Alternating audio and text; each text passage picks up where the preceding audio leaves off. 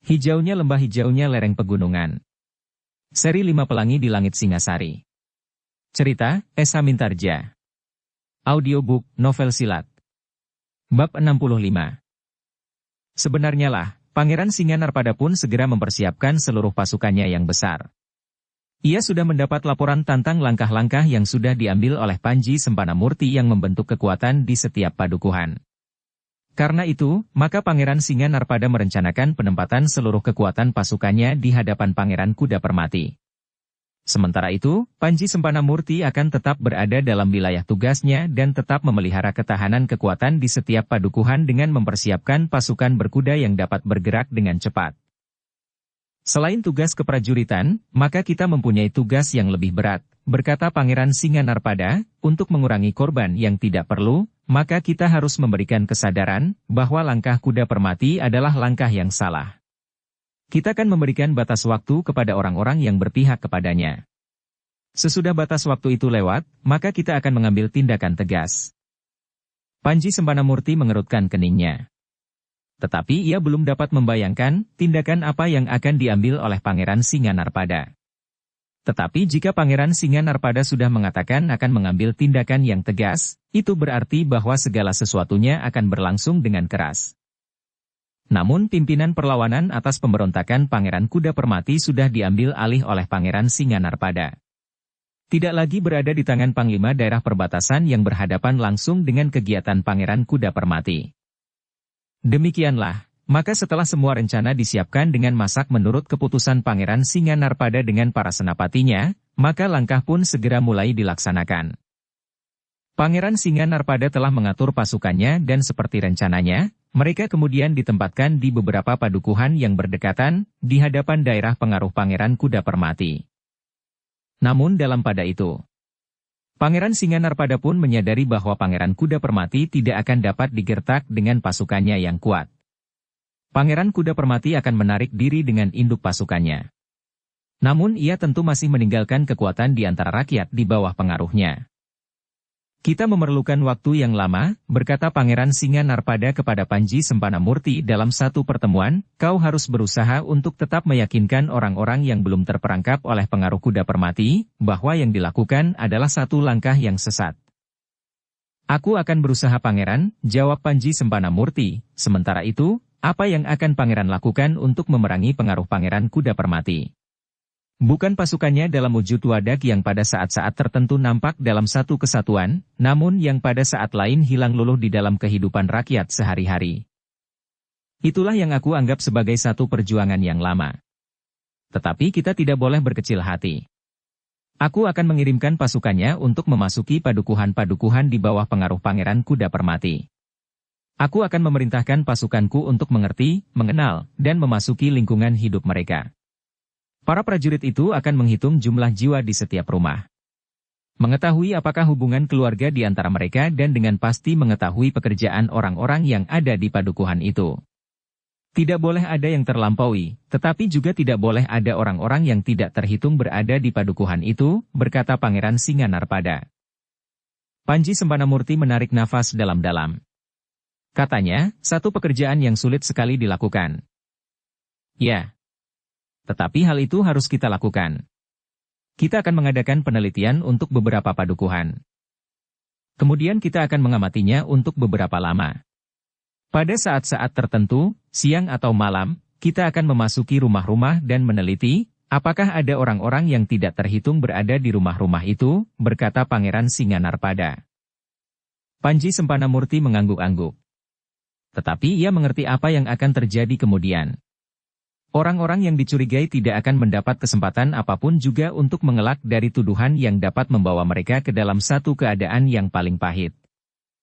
Sebenarnya lah, bahwa Pangeran Singanarpada benar-benar akan bertindak tegas sebagaimana dikatakannya. Dalam pada itu, dalam gejolak yang kemudian terasa semakin keras, maka Pugutrawe dengan hati-hati berusaha untuk dapat mengikuti segala perkembangan. Lewat seorang petugas sandi. Pugutrawe tahu pasti bahwa dua orang utusan dari Singasari berada di Kediri dengan sekelompok kecil prajurit di bawah pimpinan Mahisa Bungalan. Pugutrawe telah mengetahui bahwa Mahisa Bungalan sebenarnya adalah kakak dari dua orang anak muda yang berada di dalam lingkungan tugasnya. Karena itu, maka Pugutrawe pun telah memberikan beberapa petunjuk kepada Mahisa Murti dan Mahisa Pukat untuk berada di dalam lingkungan pengaruh Pangeran Kuda Permati. Nampaknya kalian memiliki sumber yang dapat dipercaya di lingkungan mereka, berkata Pugutrawe. Mahisa Murti menarik nafas dalam-dalam. Katanya, sampai sekarang aku masih mempercayakan. Tetapi kalian harus lebih berhati-hati jika kalian mondar-mandir melintasi perbatasan yang semu antara pengaruh Pangeran Kuda Permati dan pengaruh Pangeran Singanarpada. Keduanya adalah orang yang keras dan kekerasannya itu berpengaruh sampai kepada para senapati, bahkan para prajuritnya. Jika kau tertangkap baik oleh Pangeran Singanarpada, maupun oleh Pangeran Kuda Permati, maka nasibmu akan menjadi sangat buruk. Kami akan berhati-hati, jawab Mahisa Murti, namun agaknya memang sekarang waktunya untuk berada di antara kedua kekuatan itu, agar kita dapat selalu mengikuti apa yang terjadi. Dengan berada di dalam pasukan yang dibentuk oleh Panji Sempana Murti yang tersusun dalam golongan-golongan itu, sekarang sulit sekali untuk dapat melihat apa yang terjadi di baris pertama dari benturan yang sebenarnya. Pugutrawe mengangguk-angguk. Namun kemudian katanya, tetapi bagaimanapun juga, mondar-mandir seperti yang kalian lakukan itu memerlukan satu perhitungan tersendiri. Hati-hatilah, karena jika kalian tertangkap oleh siapapun, sulit bagi kalian untuk tidak mengatakan sesuatu tentang apa-apa yang kau ketahui. Mahisa Murti dan Mahisa Pukat mengangguk-angguk. Mereka mengerti bahwa Pugutrawe akan sangat berhati-hati menghadapi perkembangan keadaan itu. Demikianlah. Mahisa Murti dan Mahisa Pukat memang selalu hilir mudik antara kedua daerah pengaruh yang berbeda. Tetapi mereka mempunyai tempat untuk hinggap selagi mereka berada di dalam lingkungan pengaruh Kuda Permati. Mereka berada di tempat Ki Waruju yang dikenal dalam lingkungannya sebagai pedagang ternak yang berhasil. Dengan demikian, maka atas petunjuk kedua belah pihak, Mahisa Murti dan Mahisa Pukat berusaha melakukan tugas mereka sebaik-baiknya. Di daerah pengaruh Pangeran Kuda Permati, Ki Waruju berhasil berhubungan dengan orang-orang yang terlibat langsung dalam pasukan Pangeran Kuda Permati. Sebagai seorang pedagang yang mempunyai hubungan yang luas, maka kesempatan yang diusahakan dengan segala cara akhirnya berhasil. Ki Waruju merupakan salah seorang yang sering mendapat pesanan untuk melayani kepentingan pasukan induk Pangeran Kuda Permati. Meskipun demikian, sangat sulit bagi Ki Waruju untuk mengetahui tempat persembunyian Pangeran Kuda Permati. Tetapi terasa olehnya, bahwa ada satu tempat yang terlindung oleh berlapis-lapis pengaman yang merupakan pusat pengendalian pasukan Pangeran Kuda Permati yang tersebar. Agaknya pengamanan yang berlapis-lapis itu memang sulit untuk ditembus dengan cara apapun juga. Apalagi tempat itu baru merupakan angan-angan yang tidak diketahui letaknya.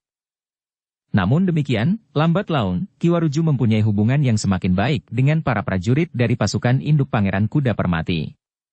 Bahkan sekali-kali Ki Waruju sempat mempertunjukkan bukan saja kuda yang tegar dan kuat yang sangat menarik bagi para prajurit, tetapi juga bermacam-macam batu-batu akik yang dianggap mempunyai tuah dan khasiat, berbagai macam pusaka yang mempunyai kemampuan melindungi para pemiliknya dari bahaya yang tersembunyi. Ternyata Ki Waruju dapat mengambil hati para prajurit itu. Sekali-sekali ia memberikan sebutir batu akik yang sangat bagus bagi seorang prajurit yang sudah dikenalnya dengan baik. Tetapi jangan rampas kudaku, bisiknya kepada prajurit itu, kuda itu adalah binatang yang aku perdagangkan. Tetapi kau memang bodoh, berkata prajurit itu, siapa yang pada saat ini bersedia membeli seekor kuda yang tegar dan kuat? Jika seseorang melakukannya, besok kuda itu sudah kami ambil. Aku menjualnya di tempat yang jauh, berkata Ki Waruju, di sini harga kuda sangat murah. Lebih baik dijual daripada diambil oleh para prajurit. Juga barangkali kau ikut mengambilnya. Kemudian dengan diam-diam kau bawa kuda itu keluar daerah pengaruh Pangeran Kuda Permati. Maka di sana kuda itu akan laku dengan harga yang tinggi. Kau memang pantas disebut pengkhianat, berkata prajurit itu. Kenapa? Bertanya Ki Waruju. Kau curi kuda-kuda kami. Kuda-kuda yang sebenarnya dapat kami pergunakan untuk perjuangan kami menentang orang-orang Singasari. Bahkan mungkin kuda-kuda itu kau jual kepada orang-orang Singasari, geram prajurit itu. Tetapi Ki Waruju tertawa. Katanya, coba, buatlah satu perbandingan. Berapa ekor kuda yang pernah kalian ambil dan kalian pergunakan, sementara itu aku berusaha mengambil keuntungan dari keadaan ini hanya seekor dari ratusan. Sementara itu keuntungan yang aku dapatkannya, sebagian juga aku pergunakan bagi perjuangan ini. Heh, dari mana kau dapat akik sebagus itu? Sementara itu, aku telah memberi sebuah gelang akar beringin putih kepada seorang kawanmu yang berhidung pesek itu. Sedangkan itu, aku berjanji untuk mencari sebilah keris yang mempunyai watak seorang prajurit sejati. Berdaun lurus dan memiliki pamor menggada. Selebihnya aku pun masih harus menyediakan sekelompok kambing yang akan kalian pergunakan untuk bujana menjelang akhir pekan. Tetapi bukanlah 25 ekor kambing itu akan dibayar harganya? Dari 20 ekor kambing itu kau akan mendapat keuntungan yang besar, berkata prajurit itu. Kau mempunyai penilaian yang salah terhadap usahaku. Aku memang seorang pedagang yang mencari keuntungan yang sebesar-besarnya. Tetapi bagi perjuangan ini, aku bersikap lain. Lebih baik mencuri membawa seekor kuda keluar untuk mendapat untung berlipat ganda daripada mencari keuntungan dari ternak yang aku jual bagi para prajurit.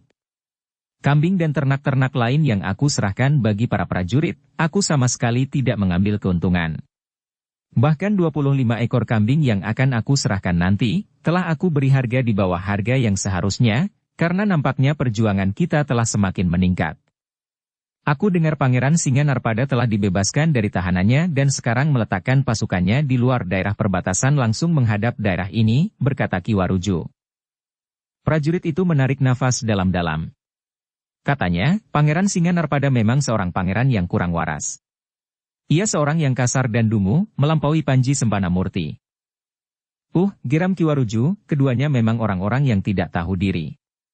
Tetapi kenapa Pangeran Kuda Permati tidak membalas sakit hati kita semuanya, karena sergapan Panji Sempana Murti yang tiba-tiba itu? Kami tidak sempat melakukannya. Pangeran Kuda Permati telah dipanggil oleh Sri Baginda. Tetapi hasil pembicaraan itu adalah dilepaskannya Pangeran Singanarpada, berkata prajurit itu. Kenapa tiba-tiba saja Sri Baginda bersikap demikian, bertanya Ki Waruju. Tentu karena hasutan dua orang utusan dari Singasari yang ada di kota raja. Mereka memang harus disingkirkan.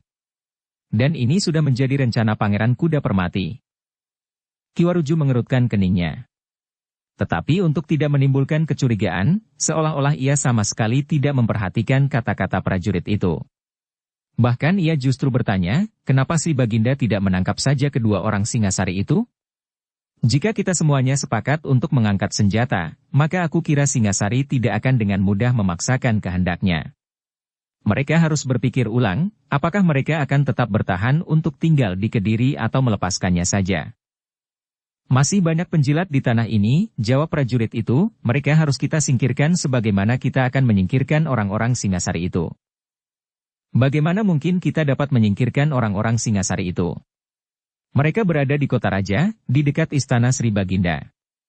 Jika Sri Baginda memang tidak menghendaki demikian, maka agaknya hal itu tidak akan dapat dilakukan, berkata Ki Waruju. Lalu, seharusnya Sri Baginda bertindak tegas. Sri Baginda bukan orang kuat, jawab prajurit itu, tetapi Sri Baginda harus melihat satu kenyataan, bahwa kedua orang itu akan tersingkir. Tetapi Ki Waruju tertawa, kecut. Katanya, mudah sekali untuk mengatakannya. Tetapi sulit sekali untuk melakukannya. Kau memang dungu, geram prajurit itu, yang kau ketahui hanya keuntungan melulu. Mencuri menyingkirkan kuda-kuda tegar dari daerah ini dan menjualnya di daerah yang dikuasai oleh para penjilat. Itu pengkhianat, karena dengan demikian kau sudah membantu para penjilat untuk memperkokoh kekuasaan Singasari. Dukung channel Novel Silat dengan subscribe, follow, like, komen dan share. Tetapi Ki Waruju justru tertawa. Katanya, tetapi aku memang melakukannya. Bukan sekedar berbicara tentang hal itu. Anak setan, geram prajurit itu, kami pun akan melakukannya. Lihat, dalam waktu singkat, kedua orang itu akan menjadi mayat di pesanggrahannya. Pesanggrahan itu adalah milik orang Kediri. Mereka sudah menodainya dan mengotorinya. Ki Waruju masih tertawa. Tetapi tiba-tiba tertawanya tertahan ketika prajurit itu membentaknya, diam. Kau kira aku hanya bergurau? Tidak, jawab Ki Waruju sambil menahan tertawanya, aku percaya. Besok jika kalian berhasil, mudah-mudahan akibatnya akan menguntungkan Kediri. Tentu. Jika kedua orang itu terbunuh, Singasari akan marah kepada Kediri. Bahkan kita berharap Singasari akan mengambil tindakan. Dengan demikian, maka Sri Baginda akan terpaksa membela diri, melawan Singasari. Kecuali jika Sri Baginda di Kediri benar-benar telah kehilangan harga dirinya. Menyerah untuk diikat dan digiring di sepanjang jalan dan akhirnya digantung di alun-alun. Ki Waruju tidak tertawa lagi. Ia melihat prajurit itu berbicara dengan sungguh-sungguh. Jika ia masih menertawakannya maka prajurit itu tentu akan marah kepadanya, namun dalam itu, sesuatu sudah dapat ditangkapnya. Agaknya memang benar-benar ada rencana Pangeran Kuda Permati untuk menyingkirkan Mahisa Agni dan Witantra. Karena itu, maka Ki Waruju pun kemudian mencari hubungan dengan Mahisa Murti dan Mahisa Pukat. Untunglah bahwa kedua anak muda itu selalu mondar-mandir melintasi perbatasan yang semu, namun cukup berbahaya. Ketika rencana itu diberitahukan kepada Mahisa Murti dan Mahisa Pukat, maka keduanya menganggap bahwa berita itu adalah berita yang penting. Jadi atau tidak jadi rencana itu dilaksanakan, maka orang-orang Singasari yang berada di kota raja harus mengetahuinya. Dengan cepat, Mahisa Murti dan Mahisa Pukat membawa berita itu kepada Pugutrawe. Di dalam gelapnya malam keduanya telah kembali memasuki daerah Pangeran Panji Sempana Murti. Pugutrawe pun sependapat bahwa berita itu harus segera sampai kepada para utusan yang berada di Kediri. Karena itu, maka lewat jalur petugas sandi yang ada di Kediri, maka Pugutrawe ingin memasukkan Mahisa Murti dan Mahisa Pukat ke dalam lingkungan para pengawal yang dipimpin oleh Mahisa Bungalan untuk menyampaikan sendiri berita yang diterimanya dari daerah pengaruh Pangeran Kuda Permati. Dengan kerja yang cermat, akhirnya para petugas sandi Singasari di Kediri berhasil menghubungi Mahisa Bungalan dan menyampaikan rencananya untuk menyerahkan dua orang anak muda yang akan menyampaikan berita yang sangat penting. Kau percaya kepada keduanya? Bertanya Mahisa Bungalan. Keduanya mempergunakan pertanda petugas sandi langsung dari para petugas sandi di Singasari, jawab petugas itu. Baiklah. Bawa mereka kemari. Tengah malam nanti. Aku menunggu kalian di luar regol, di bawah pohon asem di seberang jalan, berkata Mahisa Bungalan. Sebenarnya lah, pada tengah malam yang senyap, petugas itu telah membawa Mahisa Murti dan Mahisa Pukat menemui Mahisa Bungalan. Kedua anak muda itu sama sekali tidak terkejut, karena mereka tahu bahwa mereka akan dipertemukan dengan Mahisa Bungalan. Tetapi Mahisa Bungalanlah yang terkejut melihat kedua adiknya datang bersama petugas sandi yang pernah menghubunginya. Untuk beberapa saat Mahisa Bungalan seakan-akan ingin meyakinkan bahwa yang datang itu keduanya memang adiknya. Sehingga karena itu, maka orang yang membawa kedua anak muda itu justru menjadi berdebar-debar. Kenapa dengan keduanya? Bertanya orang itu. Tanya, sampai sekarang aku masih mempercayakan. Tidak apa-apa, jawab Mahisa Bungalan. Bahkan ia pun kemudian bertanya, aku percaya kepadamu, bahwa keduanya tidak akan berbahaya bagiku dan bagi kedua orang yang aku lindungi keselamatannya itu. Keduanya mengenakan pertanda, jawab orang itu, jika terjadi sesuatu, maka dapat ditelusuri, cari dan pertanda itu diberikan oleh siapa, jawab orang itu. Baiklah. Terima kasih. Aku akan membawanya menghadap untuk memberikan keterangan sebagaimana pernah kau singgung sebelumnya, jawab Mahisa Bungalan. Demikianlah, maka orang yang menyerahkan kedua anak muda itu pun meninggalkan Mahisa Bungalan, dan hilang dalam kegelapan. Mahisa Murti dan Mahisa Pukat ternyata tidak sempat bertanya tentang keadaan kakaknya itu. Demikian orang yang menyerahkan mereka itu hilang, maka Mahisa Bungalan telah berdesis, ikuti aku. Mahisa Murti dan Mahisa Pukat termangu-mangu sejenak. Namun Mahisa Bungalan telah melangkah menyeberangi jalan dan membawanya masuk ke dalam regol sebuah istana yang diperuntukkan bagi kedua utusan dari Singasari. Dengan ketukan 2 kali ganda, maka regol itu pun terbuka. Namun demikian, ketika Mahisa Murti dan Mahisa Pukat memasuki regol itu pula di belakang Mahisa Bungalan, beberapa ujung tombak telah mengarah ke tubuhnya. Biarkan mereka, desis Mahisa Bungalan. Ujung-ujung tombak itu pun kemudian telah merunduk dan kedua orang anak muda itu melangkah terus mengikuti Mahisa Bungalan memasuki Seketheng dan tiba di Serambi Samping. Baru ketika mereka sudah duduk di sebuah amben kayu di Serambi, Mahisa Bungalan bertanya, kenapa kalian berada di sini? Mahisa Murtilah yang menjawab, sebagaimana dikatakan oleh orang yang membawa kami kemari. Kami telah menyatakan diri dalam tugas sandi. Mahisa Bungalan menarik nafas dalam-dalam. Lalu katanya, kalian telah memasuki satu arena petualangan yang sangat berbahaya. Jauh lebih berbahaya dari mana kalian memasuki sarang sekelompok penjahat yang paling garang. Kami menyadari, jawab Mahisa Murti, tetapi kami merasa terpanggil untuk melakukannya. Ternyata dunia tugas terselubung ini sangat menarik. Mahisa Bungalan mengerutkan keningnya. Namun ia pun kemudian mengangguk-angguk kecil.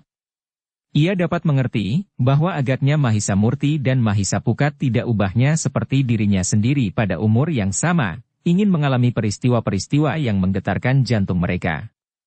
Mereka ingin mendapat pengalaman hidup yang berkesan bagi masa depan mereka. Mahisa Bungalan kemudian tidak lagi mempersoalkan, kenapa kedua orang adiknya itu telah melibatkan diri. Bahkan ia merasa bersyukur, bahwa dengan demikian ia dapat bertemu dengan kedua adiknya itu sebagaimana dipesankan oleh ayahnya. Yang ditanyakan Mahisa Bungalan kemudian adalah pesan yang ingin disampaikannya tentang persoalan yang menyangkut sekelompok petugas dari Singasari di Kediri. Mahisa Murti pun kemudian menyampaikan sesuatu dengan keterangan yang diperolehnya, bahwa Pangeran Kuda Permati berniat untuk membinasakan kedua utusan dari Singasari yang berada di Kediri. Apakah kau yakin? Bertanya Mahisa Bungalan, dari mana kau mendapat keterangan tentang hal itu? Dari lingkungan daerah pengaruh Pangeran Kuda Permati, jawab Mahisa Murti, tegasnya dari Paman Waruju. Jadi Ki Waruju juga melibatkan diri dalam hal ini, bertanya Mahisa Bungalan, ya. Tetapi Paman Waruju bekerja atas kehendak sendiri tanpa ikatan dengan siapapun. Dengan sukarela ia berusaha untuk mendapatkan keterangan-keterangan yang berarti yang kemudian disampaikan kepada kami berdua, Mahisa Pukatlah yang menjawab. Mahisa Bungalan mengangguk-angguk. Katanya, kalian harus mengucapkan terima kasih kepadanya. Aku tahu bahwa Ki Waruju berusaha untuk membantu kalian berdua. Jika kalian berdua tidak memasuki tugas ini, maka agaknya Ki Waruju juga tidak akan mempertaruhkan dirinya untuk melakukan tugas yang demikian, apalagi atas tanggung jawab sendiri. Kami mengerti, jawab Mahisa Murti, mudah-mudahan Paman Waruju tidak akan mengalami kesulitan dengan beban yang diletakkannya sendiri di pundaknya itu. Mahisa Bungalan mengangguk-angguk. Namun kemudian katanya, keterangan dari Ki Waruju itu sangat kami hargai. Tetapi rencana Pangeran Kuda Permati itu akan sangat sulit dilakukan. Di lingkungan ini terdapat barak prajurit Kediri yang cukup kuat, yang memang dipersiapkan untuk melindungi kami apabila diperlukan. Seandainya Pangeran Kuda Permati dengan diam-diam menyerang kami, maka kami akan dapat sekedar bertahan sambil memberikan isyarat ke barak itu. Dengan cepat mereka akan datang dan menyapu pasukan Pangeran Kuda Permati. Mahisa Murti dan Mahisa Pukat merenung sejenak. Namun kemudian Mahisa Murti pun menjawab, adanya prajurit dalam barak itu tentu sudah diketahui oleh Pangeran Kuda Permati. Karena itu, pangeran itu tentu sudah memperhitungkannya. Mahisa Bungalan mengangguk-angguk sambil berkata, kau benar. Agaknya kami memang harus berhati-hati menghadapi rencana Pangeran Kuda Permati itu. Karena itu, marilah kita menghadap Paman Mahisa Agni dan Paman Witantra. Demikianlah, di hadapan Mahisa Agni dan Witantra, Mahisa Murti dan Mahisa Pukat pun telah melaporkan, apa yang mereka dengar tentang rencana Pangeran Kuda Permati. Seperti Mahisa Bungalan, maka keduanya memang menganggap bahwa mereka harus bersiap menghadapinya. Memang di bagian lain dari kota raja ini terdapat sepasukan prajurit Kediri, berkata Mahisa Agni, tetapi bagaimanapun juga kita harus bersiap-siap. Meskipun jumlah kita tidak terlalu besar, tetapi mudah-mudahan kita akan dapat mempertahankan diri sendiri. Kita memang akan dapat menghadapi banyak sekali kemungkinan. Karena itu, maka sebaiknya kau tetap berada di sini, berkata Witantra kemudian, sehingga kau akan dapat melihat sendiri, apa yang telah terjadi. Bukankah dengan demikian kau akan dapat memberikan laporan terperinci tentang peristiwa yang terjadi itu? Mahisa Murti dan Mahisa Pukat termangu-mangu sejenak. Tetapi Mahisa Murti kemudian berkata, apakah hal itu akan menguntungkan tugasku? Jika ada di antara mereka yang dapat mengenali kami berdua, maka tugas-tugas kami selanjutnya akan sangat terbatasi. Mungkin orang yang mengenali kami itu akan dapat bertemu dengan kami pada suatu waktu di dalam daerah pengaruh Pangeran Kuda Permati. Witantra merenungi pendapat itu sejenak. Namun ia pun kemudian mengangguk-angguk sambil berkata, memang kemungkinan itu dapat terjadi. Tetapi jika kalian memang masih berniat untuk meneruskan tugas-tugas kalian di kemudian hari, maka memang sebaiknya kalian tidak menampakkan diri di antara kami. Itulah sebabnya, aku menerimanya pada waktu-waktu yang tidak mudah dilihat orang, berkata Mahisa Bungalan kemudian lalu, meskipun sebelumnya aku tidak tahu, bahwa kedua orang petugas itu adalah Mahisa Murti dan Mahisa Pukat. Baiklah, berkata Witantra kemudian, bahkan jika demikian sebaiknya kalian tidak perlu terlalu lama di sini. Mereka akan kembali dan meninggalkan kota raja sebelum fajar, berkata Mahisa Bungalan. Witantra mengangguk-angguk, sementara Mahisa Agni sempat memberikan pesan-pesan yang penting bagi kedua anak muda yang ternyata merasa sesuai dengan tugas sandi itu. Seperti yang dikatakan oleh Mahisa Bungalan, maka sebelum fajar kedua anak muda itu telah minta diri untuk kembali ke tugasnya. Mahisa Bungalan mengantar keduanya ke seberang jalan serta melihat kemungkinan di sekitar istana itu, apakah kedua adiknya itu tidak akan mengalami kesulitan. Ternyata bahwa kota raja masih tetap sepi. Tidak ada seorang pun yang lewat. Tetapi Mahisa Bungalan masih berpesan hindari para peronda. Kalian berdua tahu, apa yang harus kalian lakukan. Dalam keadaan yang gawat ini perondaan dan penjagaan telah diperketat. Ya. Kami sudah mendapat petunjuk, jalan-jalan yang harus kami lalui untuk menghindari penjagaan, jawab Mahisa Pukat. Tetapi para peronda akan menyusuri jalan-jalan tanpa diketahui waktu dan arahnya, jawab Mahisa Bungalan. Kedua anak muda itu mengangguk-angguk. Mereka menyadari bahwa tugas mereka cukup berat. Bukan saja pada saat mereka memasuki kota raja. Tetapi saat mereka meninggalkan kota raja pun akan merupakan perjalanan yang rumit. Sejenak kemudian, maka kedua anak muda itu pun telah meninggalkan Mahisa Bungalan, memasuki gelapnya malam di kota raja Kediri yang sepi. Namun pepohonan dan semak-semak di pekarangan sebelah menyebelah akan dapat menjadi tempat bersembunyi yang baik jika diperlukan. Namun dalam pada itu, pesan yang disampaikan oleh Mahisa Murti dan Mahisa Pukat itu merupakan pesan yang penting. Orang-orang Singasari semula tidak mengira bahwa Pangeran Kuda Permati akan mempunyai rencana yang gila itu. Namun ternyata bahwa serangan itu bukannya tidak mungkin dilakukannya. Ada banyak cara untuk memancing perhatian pasukan Kediri itu, berkata Mahisa Bungalan kemudian setelah ia kembali menghadap Mahisa Agni dan Witantra. Ya. Tetapi kita tidak boleh melepaskan kepercayaan kita kepada mereka, berkata Mahisa Agni. Apakah hal ini dapat kita sampaikan kepada Senopati yang bertugas memimpin prajurit Kediri di barak itu, bertanya Mahisa Bungalan. Mahisa Agni merenung sejenak. Namun ia pun kemudian menggeleng sambil berkata, tidak dalam waktu yang dekat ini. Kita masih akan melihat suasana. Jika kita tergesa-gesa memberikan laporan, maka akan mungkin terjadi salah paham, karena bagaimanapun juga mereka adalah orang-orang Kediri. Sementara itu kita akan dapat menunjukkan sumber keterangan. Mahisa Bungalan mengangguk-angguk. Ia mengerti bahwa kemungkinan terjadi salah paham itu besar sekali. Bahkan mungkin laporan itu dianggap sebagai satu usaha untuk lebih menyudutkan keadaan Pangeran Kuda Permati sehingga akan timbul pertempuran yang lebih besar lagi. Apalagi apabila hal itu didengar oleh Pangeran Singanarpada. Maka dapat terjadi, Pangeran Singanarpada akan dengan serta-merta bertindak. Memang ada usaha Pugutrawe untuk menyusupkan berita tentang rencana itu ke dalam pasukan Pangeran Singanarpada, sehingga Pangeran Singanarpada akan dapat mempersiapkan diri. Tetapi Pugutrawe masih menjumpai beberapa kesulitan sehingga ia masih belum sempat menghubungi petugas sandi yang ada di dalam lingkungan pasukan Pangeran Singanarpada. Namun dalam pada itu, Mahisa Bungalan telah mempersiapkan diri sebaik-baiknya. Jika hal itu benar-benar terjadi, maka ia akan dapat berbuat sejauh kemampuan yang ada di dalam pasukan kecilnya. Sebenarnya lah, sebagaimana keterangan yang diberikan oleh Ki Waruju, maka Pangeran Kuda Permati memang bermaksud membinasakan utusan dari Singanarpada. Ia sudah berniat untuk merusak hubungan antara Singasari dan Kediri. Jika Singasari mengambil tindakan lebih jauh lagi, maka ia akan mendapat bahan untuk membakar hati rakyat Kediri, sehingga dengan demikian maka kedudukannya akan menjadi lebih kuat. Kediri akan benar-benar bangkit untuk melawan Singasari. Sementara itu, ia akan melanjutkan perintah yang tertunda. Menghapuskan semua hutan di lereng pegunungan. Jika perlu bukan sekedar dengan penebangan. Tetapi hutan itu akan dapat dibakarnya saja. Dengan cermat Pangeran Kuda Permati membuat perhitungan-perhitungan yang teliti. Jika sekelompok prajuritnya menyerang orang-orang Singasari itu, maka segalanya harus berlangsung cepat. Sementara ia harus memancing pasukan yang mendapat tugas untuk setiap saat melindungi orang-orang Singasari itu untuk memalingkan perhatiannya dari tugas mereka.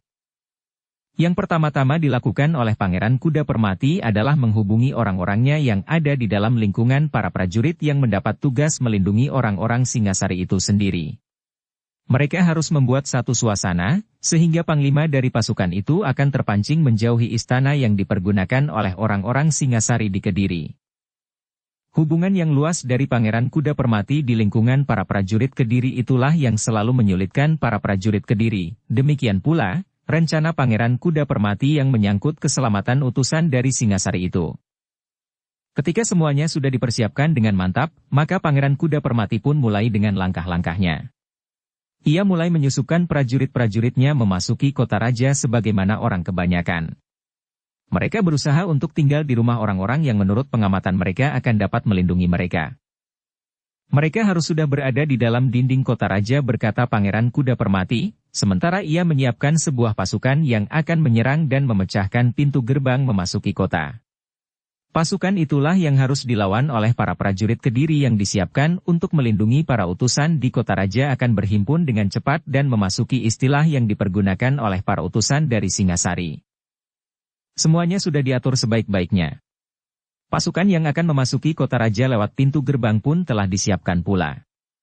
Mereka tidak akan memasuki kota lewat perbatasan utara, tetapi mereka akan memecahkan gerbang dari arah timur. Menurut perhitungan mereka, arah timur akan memberikan kemungkinan lebih baik. Kecuali kesiagaan pasukan di perbatasan tidak sebagaimana dilakukan oleh Panji Sempana Murti, maka letak barak pasukan yang siap melindungi orang-orang Singasari itu pun lebih dekat dengan pintu gerbang di sebelah timur. Ketika semua unsur dari gerakan itu sudah siap, maka Pangeran Kuda Permati telah menentukan hari yang dikehendakinya. Menurut perhitungannya, orang-orangnya yang berada di dalam kota sudah cukup kuat untuk menghancurkan orang-orang Singasari yang berada di kota raja. Sementara pasukannya yang akan memecahkan pintu gerbang pun cukup kuat untuk melindungi diri selagi mereka menarik pasukan itu mundur dan keluar dari pintu gerbang. Namun bagaimanapun juga, kecermatan para petugas sandi memang mempengaruhi segala rencana. Dalam pertempuran yang demikian, maka para petugas sandi dari kedua belah pihak harus saling mengamati dengan cermat dan penuh perhitungan. Hari-hari pun berjalan dengan penuh ketegangan bagi Pangeran Kuda Permati dan para pengikutnya. Ketika saat itu tiba maka pasukan yang cukup kuat pun telah dipersiapkan. Mereka akan mendekati gerbang sebelah timur menjelang malam. Demikian gelap turun, maka mereka akan mulai dengan serangan mereka. Sementara itu, orang-orang yang berada di dalam kota raja pun harus sudah siap menuju ke istana. Mereka akan berkumpul di tempat yang sudah ditentukan untuk mendapat perintah-perintah terakhir. Demikian gerbang pecah dan pasukan di barak itu digerakkan untuk menyongsong mereka, maka pasukan itu akan memasuki istana. Demikianlah, maka saat yang ditentukan itu akhirnya datang. Pasukan Pangeran Kuda Permati bergerak mendekati pintu gerbang melalui jalan-jalan yang sudah diperhitungkan. Menjelang gelap pasukan itu berada beberapa puluh tonggak dari pintu gerbang, sehingga pada saatnya gelap turun, pasukan itu benar-benar mendekati pintu gerbang dengan ratusan obor yang menyala. Kedatangan pasukan itu telah mengejutkan para penjaga. Mereka tidak melihat sebelumnya. Yang mereka ketahui, tiba-tiba saja beratus-ratus obor itu sudah menyala di hadapan mereka. Dengan serta-merta, para penjaga telah membunyikan tanda bahaya. Kentongan pun melontarkan irama titir sebagai isyarat bahwa bahaya yang besar telah mengancam. Pasukan yang bertugas di regol pun segera bersiap. Tetapi obor itu terlalu banyak, sehingga mereka tidak akan dapat melawan hanya dengan pasukan penjaga yang ada. Kedatangan pasukan itu memang tidak diduga sebelumnya oleh para prajurit. Mereka tidak menyangka bahwa sekelompok pengikut Pangeran Kuda Permati akan dengan terang-terangan menyerang kota raja. Karena menurut perhitungan, betapapun kuatnya pasukan Pangeran Kuda Permati, namun mereka tidak akan mampu memecah pertahanan di batas kota raja. Suara titir itu telah mengejutkan seisi kota Rala. Prajurit di barak-barak pun segera mempersiapkan diri. Barak yang mendapat tugas untuk melindungi sekelompok utusan dari Singasari pun telah bersiap-siap pula. Namun beberapa orang di antara para perwira memang sudah disiapkan oleh Pangeran Kuda Permati. Mereka telah membuat satu suasana, sehingga pasukan itu bersiap untuk pergi ke belakang pintu gerbang. Biarlah hal itu dilakukan oleh mereka yang bertugas, berkata Senopati yang memimpin pasukan itu, tugas kita adalah melindungi utusan dari Singasari. Mereka belum memasuki pintu gerbang, berkata seorang perwira yang berpengaruh, kita akan dapat menahannya dengan tujuan yang sama. Senopati itu ragu-ragu. Namun ketika sejenak kemudian datang seorang petugas berlari-lari dan mengabarkan bahwa pasukan yang datang adalah pasukan yang kuat dengan beratus-ratus obor, maka Senopati itu berpikir ulang. Kita menahan mereka di pintu gerbang, berkata seorang perwira yang memang sudah mendapat pesan dari Pangeran Kuda Permati, kita melindungi utusan dari Singasari dengan tidak memberi kesempatan pasukan itu memasuki gerbang kota raja. Senopati itu sempat membuat hubungan dengan beberapa orang senopati yang lain lewat para penghubung berkuda. Namun akhirnya ia mengambil keputusan untuk membantu pasukan yang berada di pintu gerbang. Sementara itu, beberapa kesatuan telah berangkat lebih dahulu. Namun utusan yang datang berlari-lari itu mengabarkan bahwa pasukan lawan agaknya memang terlalu banyak. Pangeran Kuda Permati telah mengerahkan segenap kekuatannya, berkata petugas itu. Senopati, itu pun kemudian telah memerintahkan pasukannya untuk pergi ke pintu gerbang sebelah timur. Tetapi ia tidak kehilangan kewaspadaan. Ia telah memerintahkan sekelompok pasukannya untuk tinggal. Bahkan mereka telah mendapat perintah untuk mengawasi langsung istana tempat orang-orang Singasari itu tinggal selama mereka berada di Kediri. Demikianlah, sebagian besar dari pasukan itu telah berangkat menuju ke pintu gerbang. Orang-orang Kediri memang tidak menyangka bahwa di dalam kota raja adalah bertebaran para pengikut Pangeran Kuda Permati, justru yang terpilih untuk membinasakan orang-orang Singasari. Pasukan Kediri tidak membiarkan pasukan yang menyerang itu memasuki pintu gerbang. Karena itu, maka mereka pun telah keluar dari pintu gerbang dan menyambut serangan itu di luar batas dinding kota raja. Sementara itu, titir itu pun menjadi isyarat bagi para pengikut Pangeran Kuda Permati. Dengan demikian mereka memperhitungkan bahwa pasukan yang besar dari Pangeran Kuda Permati telah datang. Mereka mempercayakan kepada beberapa orang prajurit yang berpihak kepada Pangeran Kuda Permati yang berada di lingkungan pasukan yang justru harus melindungi para utusan dari Singasari, bahwa mereka akan berhasil mempengaruhi suasana pasukan itu sehingga mereka akan ikut menahan agar pasukan Pangeran Kuda Permati itu tidak masuk ke dalam kota raja. Namun pada saat yang demikian, dua orang anak muda tengah dengan tergesa-gesa mengendap-endap mendekati istana tempat utusan dari Singasari itu tinggal, diikuti oleh seorang petugas sandi yang telah berpengalaman. Mereka dengan susah payah akhirnya berhasil menyusup sampai ke gerbang istana. Demikianlah petugas sandi itu pun kemudian mengetuk pintu gerbang istana itu dengan hati-hati. "Siapa?" bertanya petugas di dalam pintu gerbang. "Aku," jawab petugas sandi itu. Ia tidak dapat mengucapkan isyarat sandi, karena ia yakin prajurit yang bertugas itu tidak akan mengenalnya. Karena itu, maka jawabnya, "Aku ingin bertemu dengan Mahisa Bungalan, senopati yang memimpin pasukan pengawal dari Singasari. Ada sesuatu yang penting sekali harus aku sampaikan." Tetapi penjaga pintu gerbang itu tidak begitu saja mempercayainya. Karena itu, maka salah seorang di antara mereka telah membuka lubang persegi 4 yang terdapat pada pintu gerbang, yang memang merupakan semacam alat untuk melihat keluar bila terdapat keraguan-raguan. Dari lubang kecil yang dibuka itu, para penjaga melihat 3 orang berdiri termangu-mangu. Mereka sama sekali tidak bersenjata. Penjaga itu ragu-ragu, sementara Mahisa Pukat mendesak, "Ada yang sangat penting.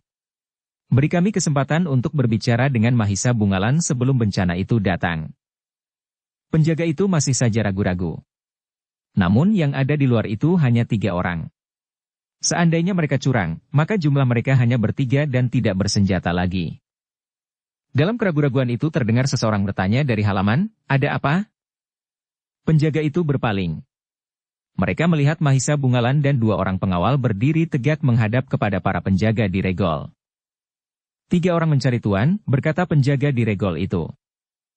Mahisa Bungalan termangu-mangu. Namun kemudian ia pun mendekati gerbang dan melihat keluar lewat lubang persegi 4 yang masih terbuka itu. Dari lubang itu ia melihat kedua adiknya diantar oleh seorang yang tentu petugas sandi dari Singasari. Karena itu, maka katanya, biarlah mereka masuk, para penjaga itu pun segera membuka pintu gerbang yang besar dan berat itu. Dengan cepat, ketiga orang yang berada di luar pun segera meloncat masuk. Dengan segera pula pintu gerbang itu telah ditutup kembali dan diselarak dengan balok kayu yang besar dan berat. Apakah ada sesuatu yang penting? Bertanya Mahisa Bungalan ketika mereka telah berdiri di tengah-tengah halaman. Mahisa Murti menarik nafas dalam-dalam untuk mengatur perasaannya yang bergejolak. Kemudian katanya, kami hampir saja terlambat. Tetapi keterangan ini baru saja kami dengar. Tentang apa? Bertanya Mahisa Bungalan. Serangan Pangeran Kuda Permati ke Kota Raja, jawab Mahisa Murti. Dan itu sudah terjadi, jawab Mahisa Bungalan. Tetapi kami mendapat keterangan lain, berkata Mahisa Pukat, serangan ke pintu gerbang itu bukan tujuan utama. Kami mendapat keterangan bahwa sebelumnya sekelompok prajurit telah berada di dalam dinding Kota Raja. Serangan itu sekedar menarik perhatian prajurit-prajurit Kediri, termasuk prajurit yang mendapat tugas untuk melindungi utusan dari Singasari ini. Prajurit-prajurit Kediri akan merasa lebih baik mengusir para pemberontak itu jangan sampai memasuki gerbang kota daripada harus bertempur di dalam kota. Namun mungkin mereka tidak mengetahui bahwa sepasukan yang terpilih telah siap memasuki istana ini. Mahisa Bungalan mengerutkan keningnya. Tiba-tiba ia berdesis, apakah aku dapat mempercayai keterangan itu? Nampaknya keterangan itu bukan keterangan yang dibuat-buat, jawab Mahisa Pukat. Mahisa Bungalan pun kemudian dengan tergesa-gesa menghadap Mahisa Agni dan Witantra untuk mendapat pertimbangannya. Mungkin keterangan adik-adikmu itu benar, berkata Mahisa Agni. Nah, jika demikian, apa rencanamu? Mahisa Bungalan berpikir sejenak. Lalu katanya, tidak ada pilihan lain kecuali melawan mereka. Mahisa Bungalan berpikir sejenak. Lalu katanya, apakah tidak sebaiknya kita mencari satu cara yang paling baik untuk melawan, karena mungkin mereka sudah memperhitungkan kekuatan yang ada pada kita sekarang ini. Mahisa Agni mengangguk-angguk. Namun katanya, apakah tidak sebaiknya kita mencari satu cara yang paling baik untuk melawan, karena mungkin mereka sudah memperhitungkan kekuatan yang ada pada kita sekarang ini. Mahisa Bungalan mengangguk-angguk. Lalu katanya, bagaimana menurut paman berdua?